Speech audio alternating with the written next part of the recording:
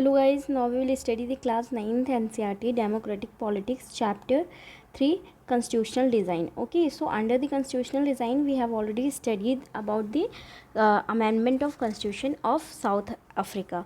Okay, तो basically वहाँ पे हमने क्या क्या देखा था कि वहाँ पे कुछ ग्रुप ऑफ सोसाइटी रहती थी जो बेसिकली वाइट ग्रुप जो थी वो डोमिनेट करती थी ब्लैक ग्रुप को. ठीक है, बेसिकली उन्हें सेग्रीगेट किया जाता था. तो इस चीज़ का बहुत ज़्यादा रिफॉर्म हुआ था और एक कॉन्स्टिट्यूशन में नया अमेंडमेंट हुआ था और वो पूरे वर्ल्ड के लिए उस टाइम पे एक बहुत बड़ा इंस्पिरेशन था. तो बेसिकली जो हमने ओवरव्यू में जो कुछ क्वेश्चन देखे थे कि कॉन्स्टिट्यूशन क्या होता है, तो वो तो हमने समझ लिया था कि जब बहुत से सेट ऑफ रूल एक साथ बनते हैं उससे एक कॉन्स्टिट्यूशन बोला जाता है. ठीक है, और जो हमारा नेक्स्ट क्वेश्चन था कि क्या कॉन्स्टिट्यूशन को अमेंड किया जा सकता है, चेंज किया जा सकता है, कॉन्स्टिट्यूशन कौन बनाता है. ठीक है, और कॉन्स्टिट्यूशंस के रूल हैं उसको फॉलो करने पे नहीं, ये सारी चीज़ें हम आगे पढ़ेंगे. तो साउथ अफ्रीका से हमने ये अंडरस्टैंड किया था कि जो भी कॉन्स्टिट्यूशन होता है इधर द कॉन्स्टिट्यूशन ऑफ इंडिया और किसी और भी कॉन्स्टिट्यूशन कंट्री का कॉन्स्टिट्यूशन, तो उसमें अमेंडमेंट हो सकते हैं. ठीक है, with a proper discussion of the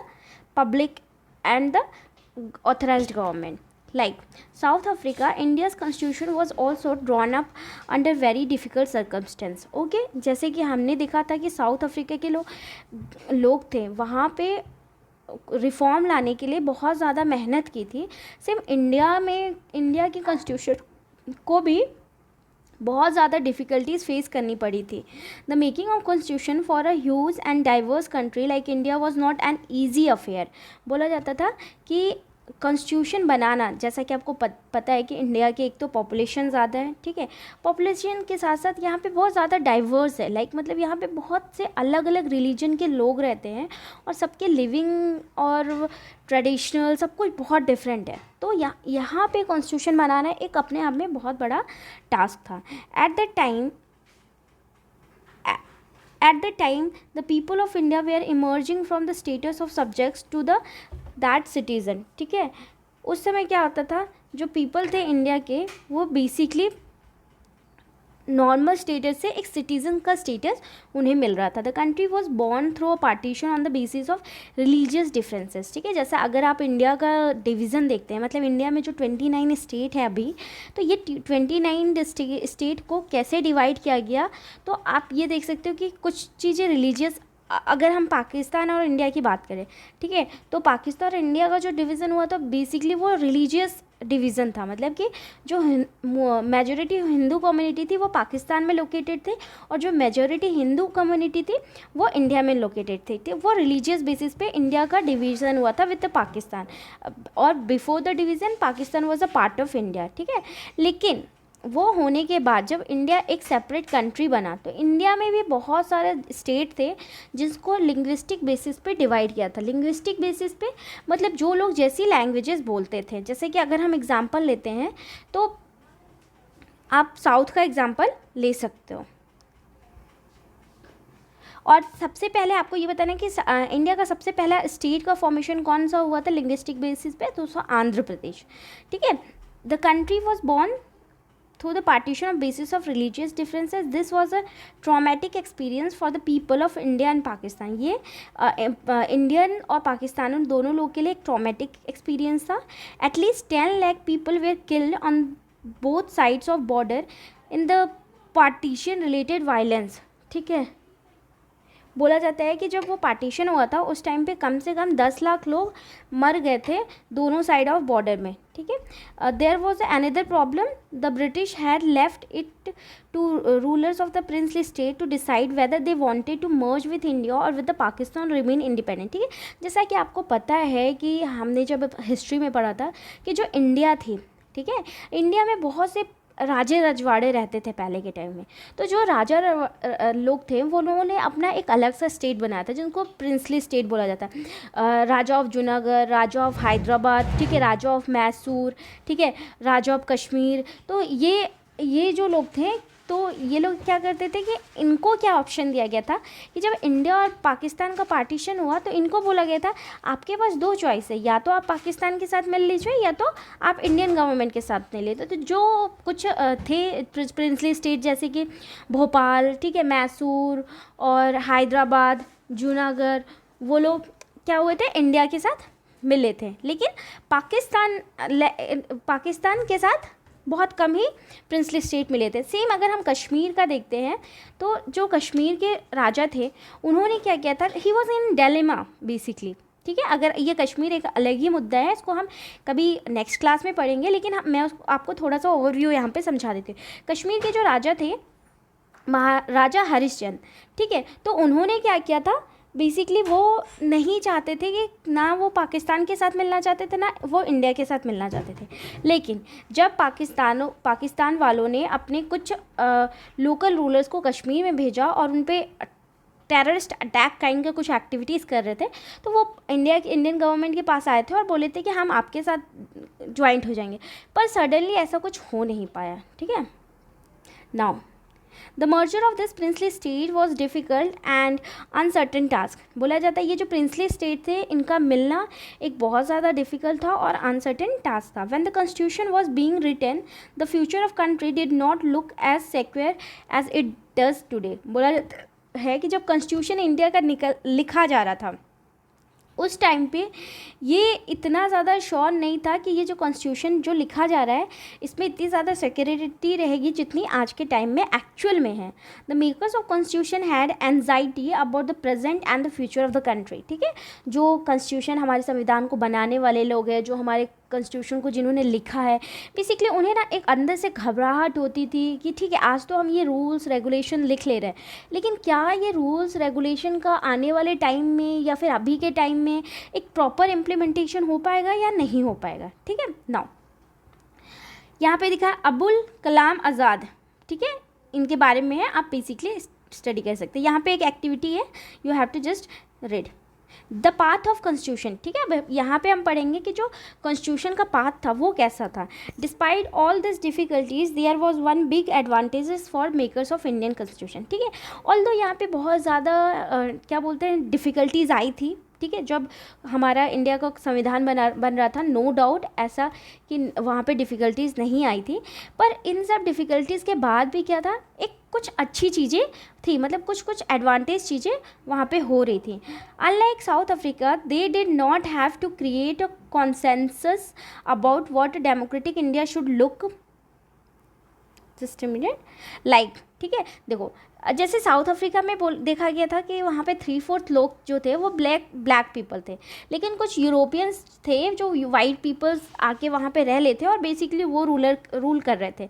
तो जैसे कि वहाँ पे देखा गया कि एक कॉन्सेंसस बनाया गया था, लेकिन इंडिया में ऐसी ज़रूरत नहीं थी। Much of consensus had evolve during the freedom struggle, ठीक है। जब फ्रीडम स्ट्रगल हुआ था तो बहुत सारे कॉन्सेंसस उसमें इवॉल्व थे। Our national movement was not merely a struggle against a foreign rule, ठीक है। जो हमारा नेशनल मूवमेंट था, सत्याग्रह, ठीक है, स्वदेशी, ये सारे आंदोलन जो भी चले थे ये बेसिकली ये इसलिए नहीं थे कि फॉरेन रूल को अगेंस्ट में थे, इसमें बहुत सारी चीज़ें इंक्लूड थी। It was also struggle to rejuvenate our country and to transform our society politics. बोला गया था ये बेसिकली एक ऐसा नहीं था कि जो ब्रिटिशर्स थे उनके अगेंस्ट में ये लड़ाई लड़ी गई थी, ये हमारे कंट्री में भी उस टाइम तक इतनी ज़्यादा चीज़ें कस्टमाइज वे में नहीं थी। बोला जाए तो अपनी कंट्री को खुद को रेजुविनेट करने के लिए और एक अच्छे फॉर्म में ट्रांसफॉर्म करने के लिए ये लड़ाई की गई थी। There were sharp differences of opinion within the freedom struggle about the path India should take after independence. बोला गया था कि वहाँ पे कुछ डिफरेंसेस थे, ठीक है। सपोज़ जो फ्रीडम स्ट्रगल अगर हम बात करते हैं एक्सट्रीमिस्ट, ठीक है, और नॉर्मल जो गरम दल और नरम दल के नेता थे, ठीक है, अगर आप उनके बारे में हिस्ट्री में पढ़ेंगे तो वो दोनों की जो ओपिनियन थी, ठीक है, जो प्रिंसिपल थे जिस पे वो फ्रीडम फाइटर में लड़ रहे थे वो दोनों अलग थे, ठीक है। दोनों के डिफरेंसेस सेम नहीं थे, लेकिन उनका एक ही मुद्दा था, क्या था, इंडिपेंडेंस।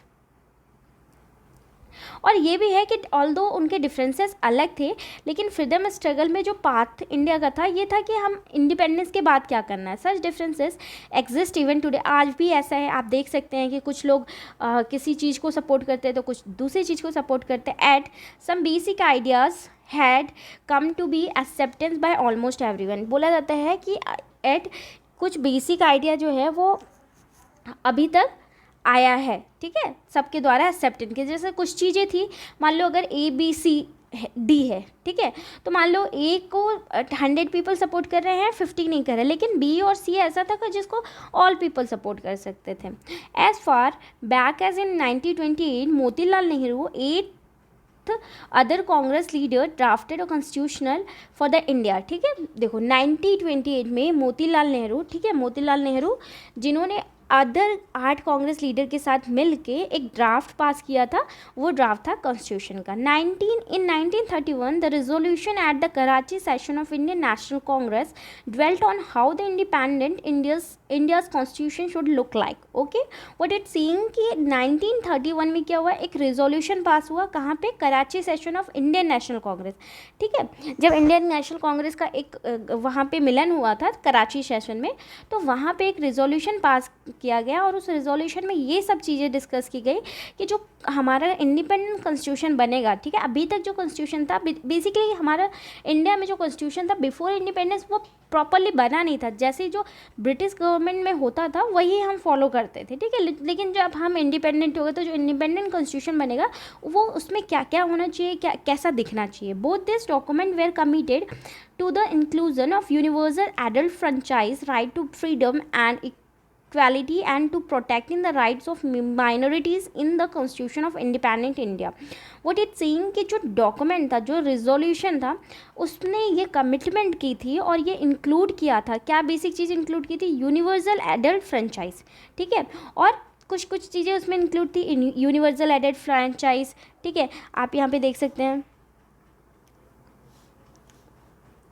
यूनिवर्सल एडल्ट फ्रेंचाइज थी, ठीक है। राइट टू फ्रीडम था, इक्वलिटी थी, ठीक है, प्रोटेक्टिंग्स ऑफ राइट्स ऑफ माइनॉरिटीज़, ठीक है। ये बेसिक देख सकते हैं, 3 से 4 चीज़ें जो थी वो रिजोल्यूशन के टाइम पे ही ऐड हो गई थी। The some basic values were accepted by all leaders much before the constituent assembly met the deliberate on the constitution. बोला जाता है कुछ बेसिक वैल्यू जो थी वो सारे लीडर्स के द्वारा एक्सेप्ट की गई थी much before the constituent assembly, जब डेलिब्रेट बना रही थी कॉन्स्टिट्यूशन, ठीक है। The familiarity with the political institution of colonial rule also helped develop an agreement over the institutional design. क्या बोला जाता है कि ये जो लोग थे जो कॉन्स्टिट्यूशन को डिज़ाइन कर रहे थे, बेसिकली ये पॉलिटिकल इंस्टीट्यूशन से ना बहुत ज़्यादा फैमिलियर थे, बेसिकली कैसे क्या चीज़ें होती ये सब थे। तो वो चीज़ ना और ज़्यादा हेल्प की थी उनको डेवलप करने के लिए कॉलोनियल रूल को और एग्रीमेंट इंस्टीट्यूशनल को डिज़ाइन करने के लिए। The British rule had given voting rights only to a few, ठीक है। ऑलरेडी बिफोर इंडिपेंडेंस हमने वोटिंग सिस्टम को समझ लिया था, ठीक है। ऑल्दो वो वोटिंग सिस्टम जो था, जैसे कि यहाँ पे यूनिवर्सल एडल्ट फ्रेंचाइज है, वो वहाँ पे नहीं था, पर still we have had some basic idea.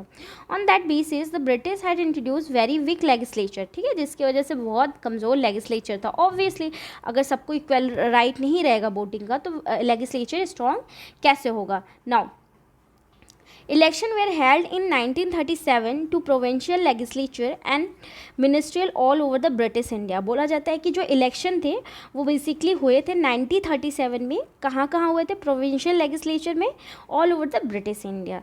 There were not full democratic government. जब 1937 में इलेक्शन हुआ था तो जो गवर्नमेंट थी वो प्रॉपर डेमोक्रेटिक गवर्नमेंट नहीं थी, but the experience gain by Indians in the working of legislative institutions proved to be very useful for the country in the setting up its own institution and working in them. बोला क्या जा रहा है कि ठीक है 1937 में जो इलेक्शन हुआ था, बेसिकली उस इलेक्शन में जो इंडियंस थे उनको तो ज़्यादा अधिकार नहीं दिया गया था, ठीक है, बट स्टिल उनको एक कुछ चीज़ें यहाँ से लर्न करने को मिली थी। जैसे कि उनको बेसिक ये समझने को मिला था कि हमें अपना इंस्टीट्यूशन कैसे सेटअप करना है। Now that is why the Indian Constitution adopted many institutional details and procedures from colonial laws like a Government of India Act 1935। बोला जाता है इसलिए जो हमारे इंडियंस हैं उन्होंने बहुत सी चीज़ों को अडॉप्ट किया, बहुत से इंस्टीट्यूशनल डिटेल्स को और प्रोसीजर किया जो कॉलोनियल लॉज चल रहे थे। मतलब कि जो जैसे ब्रिटिश में कुछ चीज़ें चल रही थी, फ्रेंच में कुछ चीज़ें चल रही थी, यूरोप में कुछ चीज़ें चल रही थी, यूएस में कुछ चीज़ें चल रही थी, हर एक जगह से क्या किया इन्होंने कुछ कुछ चीज़ों को समझा और उसको कंसिडर किया, ठीक है। जैसे देखा जाए गवर्नमेंट ऑफ इंडिया एक्ट 1935 जो था वो बेसिकली ब्रिटिशर्स से लिया गया था. Years of thinking and deliberation on the framework of constitution had another benefit. बोला जाता है कि बहुत साल तक सोचते सोचते, ठीक है, उसको बनाते बनाते इसमें एक कॉन्स्टिट्यूशन को फ्रेम करने में ना एक अलग सा बेनिफिट है. बेनिफिट कैसे आप बता सकते हो? सिंपल सी बात है, अगर आप कोई चीज़ एक बार में पढ़ लोगे, ठीक है, आपको बहुत सी चीज़ उसमें से समझ में नहीं आती, लेकिन आप उसको अच्छे से स्टडी करोगे, इन डेप्थ समझोगे एक्सपीरियंस के साथ, तो उसमें बहुत सारी चीज़ें निकल के आती हैं. Our leaders gain confidence to learn from other countries but on our own terms. बोला जाता है कि जो हमारे लीडर्स थे उन्होंने बहुत सारा कॉन्फिडेंस गेन किया और बहुत सारी चीज़ें सीखी अदर्स कंट्री से, लेकिन हमारे टर्म्स पे. मतलब बोला जाता है कि ठीक है, हम सीख तो अदर्स कंट्री से रहे हैं कुछ, लेकिन हमारे कुछ टर्म्स एंड कंडीशन रहेंगे. Many of our leaders were inspired by the ideals of French revolution. ठीक है, जैसे कि हिस्ट्री में पढ़ोगे आप, क्लास 10th में जब जाओगे तो वहाँ पे फ्रेंच रिवॉल्यूशन के बारे में पढ़ोगे. इवन 9th क्लास में भी फ्रेंच रिवॉल्यूशन दिया गया है, तो हिस्ट्री में है, तो वहाँ पे आप देखोगे कि फ्रेंच रिवॉल्यूशन में क्या क्या चीज़ें हुई थी और हमारे इंडियंस ने इससे बहुत बड़ी इंस्पिरेशन ली थी. Now the socialist revolution in Russia had inspired many Indians to think shaping a system based on a social and economic equality. What it saying कि जो सोशलिस्ट रिवॉल्यूशन रशिया में स्टार्ट हुआ था उसने बहुत ज़्यादा इंस्पायर्ड किया था बहुत से इंडियंस को, और ये सोचने में कि कैसे हमारा जो सिस्टम है सोशल और इकोनॉमिक इक्वलिटी लेके आना है. At they were not simply imitating what others had done. At each step they were questioning whether this things suited our country. ठीक है, देखो जन ऐसा नहीं था कि मान लो उन्होंने जैसे रशिया से कुछ सीखा, ठीक है, फ्रेंच से कुछ सीखा, तो ऐसा नहीं था कि वो सारी चीज़ों को यहाँ पे लाके एज इट इज़ रख लेते थे. उस पर वो सोच रहे थे कि अगर हम इसको इंडिया के कंटेक्स्ट में रखते हैं तो क्या क्या होता है. All this factors contributed to the making of our constitution.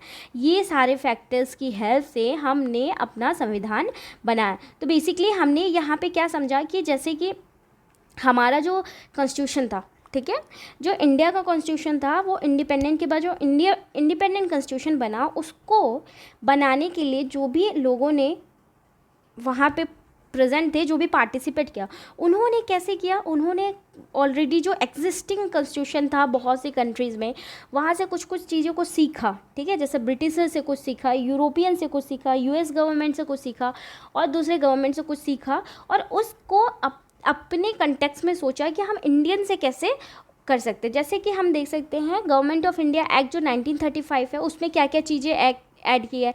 Simple सा हम एग्जांपल लेते हैं, वोटिंग ऑलरेडी कंट्री में एग्जिस्ट था. मतलब इंडिया में भी जो हम यहाँ पे देख सकते हैं कि 1937 में जो इलेक्शन हुआ था वहाँ पे भी वोटिंग का राइट था, लेकिन वहाँ पे सबको वोट करने का राइट नहीं था.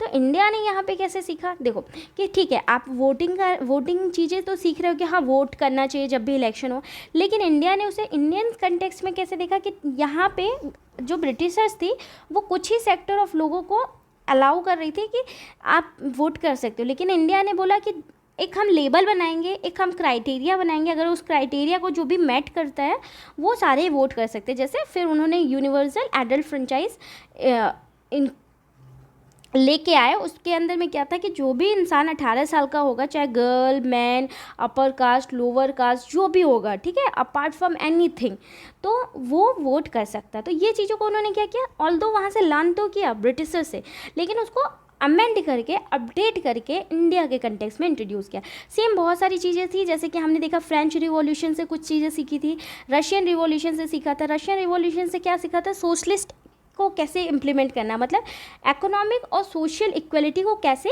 बैलेंस करना. तो ये सारी चीज़ें हमने बेसिकली देखी. हमारा जो टॉपिक था ये था कि path of constitution and making of the Indian constitution. तो बेसिकली इंडियन कॉन्स्टिट्यूशन कैसे स्टार्ट हुआ था, हमने देखा कि इंडियन कॉन्स्टिट्यूशन ऑलरेडी बहुत सारा प्रॉब्लम फेस कर रहा था. तो यहाँ पे एक चीज़ आपको याद रखना है, जो इंडियन कॉन्स्टिट्यूशन का सबसे पहले जो ड्राफ्ट हुआ था पास, यहाँ पे क्वेश्चन जनरली आते हैं. अगर आप क्लास 9 की प्रिपरेशन कर रहे हो तो देन वहाँ पे तो आएंगे. सपोज़ अगर आप 12th के बाद किसी गवर्नमेंट एग्जामिनेशन की प्रिपरेशन करते हो तो वहाँ पे ये क्वेश्चन जनरली आता है कि हु वाज द पर्सन और by whom the Constitution of India was drafted at the first time and in which year. तो that answer will be 1928 by the Motilal Nehru. ठीक है। और यहाँ पे क्वेश्चन आता है कि क्या वो अकेले थे, he was the first and only person to draft, no, वो किसके साथ थे, जस्ट अ मिनट,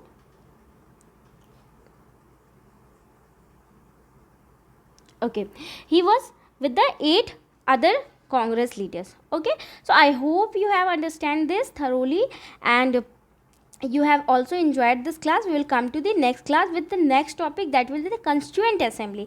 अब हम next topic में पढ़ेंगे कि हमारी constituent assembly कब से start हुई थी, ठीक है, got it? So okay.